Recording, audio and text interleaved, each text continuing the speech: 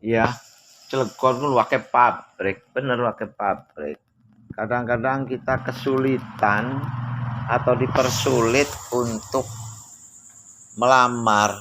Kita ini juga anak-anak ini sekolah di STM, sekolah di Semea, sekolah di SMA, sekolah di Alia. Mereka punya ilmu dan punya akhlak, punya moral, punya keahlian, tapi dianggap tidak punya ini. Jadi memaknai keadilan sosial itu bagi praktisi industri tidak harus mampu memaknai dan mengartikan bahwa lingkungan itu lebih dan harus diutamakan dibandingkan dengan dari luar. Jadi keadilan sosial bagi seluruh rakyat Indonesia itu yang harus diutamakan lingkungan dulu, baru berbicara menerima luar daerah ini. Jadi nggak bisa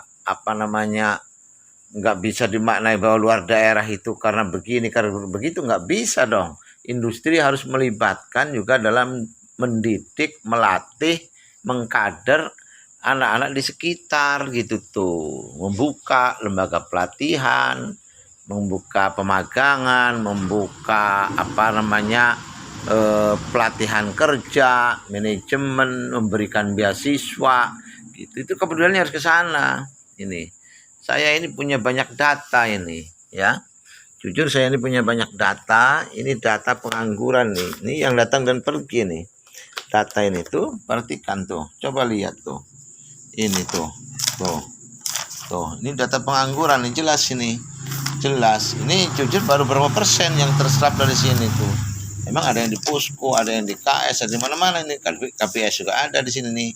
Ada yang di Latinusa, ada juga yang di Osaka, ada di Nippon. Ini di sini nih banyak ini anak orang-orang sini, ini yang ada di sekitar perusahaan. Jadi jangan dianggap bahwa orang luar punya kemampuan dan punya keahlian. Artinya peran industri dulu kita pertanyakan, peran pemerintah kita perlu pertanyakan, apa yang sudah dilakukan dan akan dilakukan terhadap anak-anak hubungan yang kaitan dengan industri.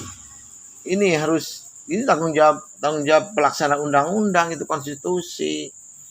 Ya, kita sebagai rakyat pemilik negara ini jangan sampai disalahkan ketika bertanya dengan bersama-sama, datang ke dunia industri, kemudian jawaban industri dengan seenaknya melanggar hukum, bikin keributan, bikin onar dan lain sebagainya. Ini gimana gitu tuh.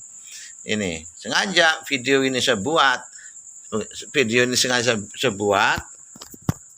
ya. Video ini sengaja saya buat begini. Kenapa? Karena saya anggap penting, ini harus mengerti bahwa penyelesaian pengangguran itu adalah sama dengan penyelesaian perekonomian negara, membuat keamanan negara, membuat kesejahteraan masyarakat, membuat ketenangan hidup. Itu kita jangan selalu diombang-ambing dengan informasi, diombang-ambingkan dengan kebijakan-kebijakan, keberpihakan dan sebagainya.